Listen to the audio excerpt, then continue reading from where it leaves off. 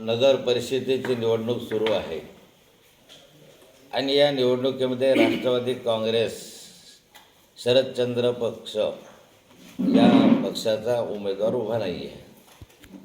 त्यामुळे कालपर्यंत या निवडणुकीमध्ये मी कधी गावातही गेलो नाही, कधी प्रचारातही सहभागी झालो नाही किंवा कोणाला कधी फोनही केले नाही.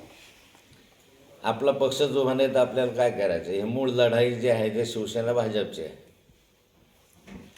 परंतु परवा दिवशीपासून आमदारांनी सांगितलं की ही लढाई शिवसेना भाजपची नाही आहे, तरी खडसे परिवाराची आहे. आणि खडसे परिवाराची लढाई आहे म्हटल्यानंतर खडसे परिवाराचा एक घटक म्हणून मला या मैदानात उतरणं आता स्वाभाविक आहे.